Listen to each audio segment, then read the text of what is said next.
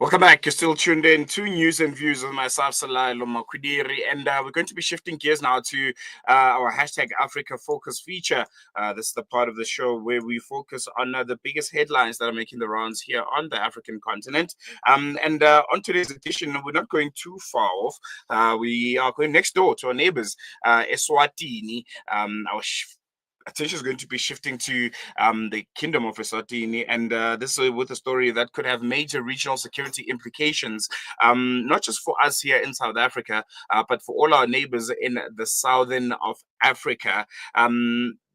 Few days ago, the U.S. confirmed it had deported 5 foreign nationals convicted of crimes such as child rape and murder, not to their countries of origin, but to Eswatini. Why? Because their home countries, including Vietnam, Yemen, Jamaica, and Cuba, refuse to take them back. While the US moves them off its soil, critics say Eswatini is being used as a dumping ground for dangerous convicts. The South African government says it is deeply concerned, but PUDEMO, Eswatini's largest opposition party, has gone even further. They're calling the move illegal and reckless. And joining us now is Mlungisi Makhanya, the president of PUDEMO, to unpack this controversial agreement and why he believes King Mswati has sold out his people for political favors from Donald Trump. But Makhanya, thank you so much for joining us. Welcome to News and Views on Salam Media. We really appreciate you giving us your time this morning. Good morning, Lael, and good morning to your listeners. And thank you very much to Salam Media for having us this morning. Pleasure's all ours. Pleasure's all ours. I think we can kickstart the conversation with this. When and how did you first learn about these deportations from US to Eswatini? As Eswatini's largest, one of the largest political parties, were you guys consulted at any level when these conversations were had? And what was your initial reaction to it also? Well, the first time we learned about this outrageous move was when the United States of America tweeted that it had deported 5 barbarians and highly dangerous criminals to the Kingdom of Eswatini. Before then, the government of Eswatini had not coughed a word about any engagement with the government of the United States of America in relation to such a move. But also, it will be important to make it clear to the listeners that Eswatini is still under an absolute dictatorship of a monarch where all political parties are banned, and our largest political movement as PUDEMO further criminalized as a terrorist organization. So there was never any attempt to consult either with civil society or even members of parliament in the captured parliament of the king, or even cabinet ministers for that matter. So all this was done under a dark veil of secrecy, and we strongly believe that money exchanged hands here and the sovereignty of our country and the autonomy and supremacy of the people of Eswatini was traded by the king in exchange for some few dollars, and in the process violated the rights of those 5 individuals who, I must hasten to say, are unfairly labeled as dangerous criminals. And we are saying this because we have done our own investigation as an organization, including conducting close family members of some of these 5 people. And your listeners will be shocked that some of them were not even in prison when they were taken. They were arrested for being in the United States without the necessary immigration papers. And because they had committed criminal offenses in the past, that they had served their sentences, they were then branded dangerous criminals and shipped to Eswatini. And our own intelligence tells us that this is just the beginning. Otherwise, the king has signed to even more former convicts and current convicts from the United States of America who may be shipped to our shores, and we stand strongly opposed to such a move. Mm-hmm. Let's talk about the citizens of Eswatini themselves. How have they reacted to these news? Are they shocked? Are they in any way trying to raise it up with the government, with the monarchy, as you explained? Well, rightfully so. The citizens of our country are outraged and absolutely angered at this move. First and foremost, because it is unlawful. There is no domestic law in our country that makes provision for such a move. But secondly, because these are people who have been in conflict with the law, some of them, they do pose a threat to our own national security and the security of the region. And as a result, we have held a couple of protests outside the embassy of the United States of America. As an organization, we have instructed our lawyers to commence with the process of challenging this illegal move, but also working together with their families to try and make sure that the families and the rights of those 5 people are not violated under the auspices of just being branded highly dangerous criminals. It will be important to note this for the listeners that you are dealing with the United States of America here, a country that is notorious of simply branding people, violating their rights, and incarcerating them. So we refuse as PUDEMO to have the Kingdom of Eswatini being another Guantanamo Bay where the United States of America is just going to take those it dislikes and dump them into our country, and we are left to deal with the consequences of that. This is the same administration that has financed and enabled Israel to commit the most shocking genocide ever witnessed in history and televised. So we do not take anything that comes from the United States of America at face value. We insist that everything that comes from Trump needs to be interrogated for authenticity. But we are going to be mobilizing our people to get into the streets to protest. We are going to courts to challenge this. And we are heartened by the statement that has been released by the government of the Republic of South Africa, because importing these people poses a security threat not just to the Kingdom of Eswatini, but to the region as a whole, and South Africa being the most immediate likely to be affected country.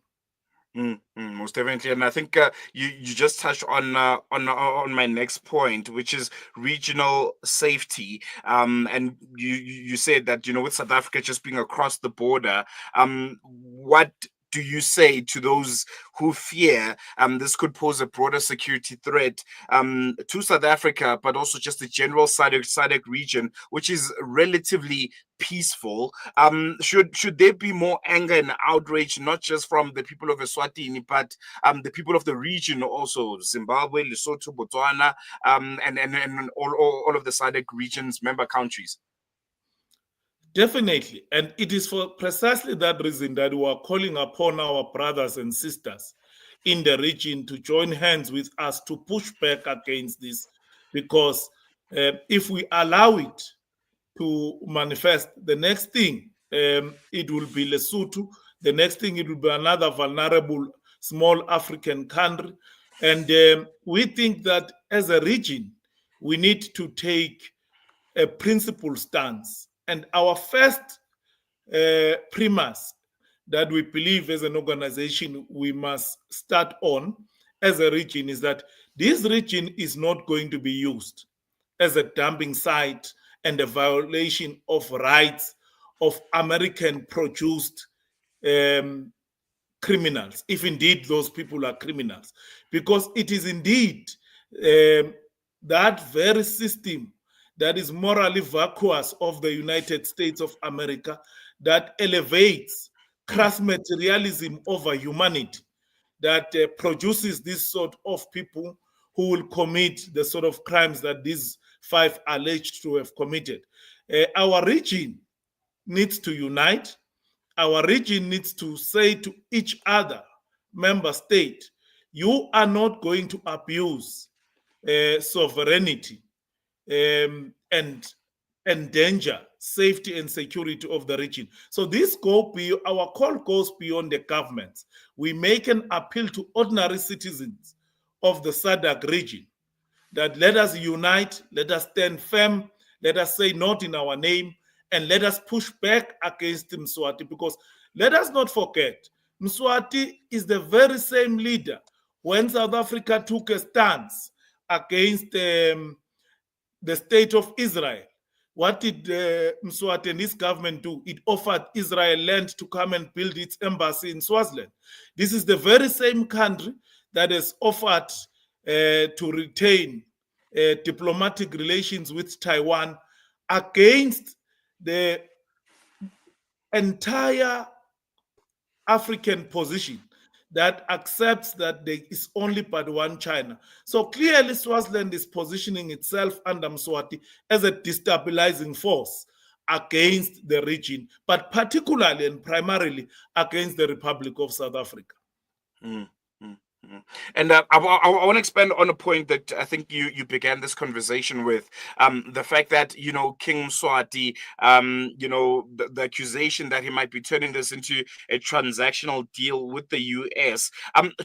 To what gain do you think he might have gotten out of this deal? Do you think it's more political, or there's also a financial gain that could be involved that could maybe to an extent benefit him more than it does Eswatini? Well, Mswati is a very materialistic transactional leader who places his own interest and that of his family above the interests of the people of Eswatini. So he will do anything to maintain his bevy of many wives and lot of children at the expense of the people of the region. He is already doing it when it comes to the people of Eswatini, which is why he made sure that there are no political parties there, that human rights and the right to organize and peaceful protest, the right to associate is violated, because he presides over a state that doesn't want to see people organizing themselves so that they can speak in one voice. But over and above that, let us look at the history of this king. Like I was saying, if you look at how the kingdom of Eswatini has voted in successive critical UN votes, you will see a consistent pattern. If you see the position of Eswatini in relation to Morocco and Western Sahara, if you look at the position of Eswatini in relation to the ongoing Israeli genocide on Palestine, if you look at the position of Eswatini in the destabilizing American driven separatist move of the Taiwanese region when it comes to the People's of Republic of China, you notice a pattern of a monarch who's exploiting the fact that there is some jurisdiction called the Kingdom of Eswatini to use it to raise super finances for himself. And this explains why he continues to lead a luxurious life while his people are drowning in poverty. So yes, this is a transactional thing that is aimed to benefit the king and at the expense of the people of Eswatini. The people of Eswatini have nothing to benefit from this deal.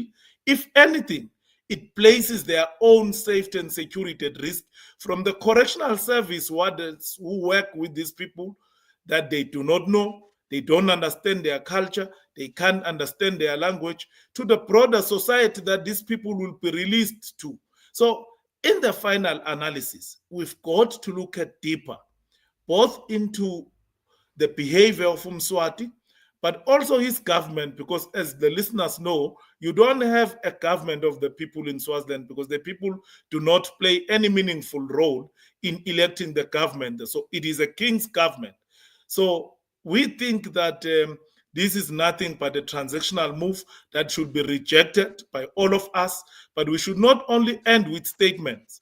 We urge the government of the Republic of South Africa to go beyond statement, but forces the SADC to discuss this issue of the conduct of Eswatini, even if it means Troika calling a special meeting to look at what does this mean for the safety and security of our region. Most definitely, and I think that's the most important part. Mlungisi, Makhanya, thank you so much for joining us. And yeah, really painting a very, very concerning picture about the state of Eswatini and just ultimately what this move, this deportation of those individuals could ultimately mean for the country and for the region. Also, really appreciate your time. Thank you very much, Laelo, and thank you very much to your listeners. That was PUDEMO President Mlungisi Makhanya. They are Eswatini's biggest opposition party. Well, they've been banned and they've been tagged a terrorist organization by the monarchy in Eswatini. And they're raising deeply troubling questions about sovereignty, about legality, and the use of African nations as geopolitical pawns. From Section 74 to secretive deals with Washington. I think this is not just any story about Eswatini, it's about regional accountability and whether we as Africans get a say in what's dumped on our doorsteps. I want to engage with you. What do you think? Should African countries be accepting dangerous convicts that the US doesn't want, even when they are not their citizens? These people are from other countries. Their own countries don't want them. The US, where they got convicted, well, they don't want them. So the next best option is Africa. And it's sad that we have leaders like Mswati, the king of Eswatini, who's open to that, who's opening the doors of our continent, the doors of our region to people who have been convicted of some of the most heinous crimes in the United States. What are your thoughts about this deal? Does this deal with Eswatini put the entire SADC region, including us here in South Africa, at risk? Because we are the closest neighbors of Eswatini. Whatever happens there, ultimately, will find itself here in South Africa. Should the South African government be doing a bit more? Or maybe focus internally. What happens in Eswatini shouldn't affect us. As long as we tighten our borders, as long as we make sure that our intelligence and our policing is working, which at this point it's not. Engage with us. You can give us a call on 011-680-0355. On WhatsApp, you can send us a voice note or a message on 061-766-0355. Eswatini accepting some of the world's most dangerous criminals. Going to take a quick break. When we come back, News and Views continues.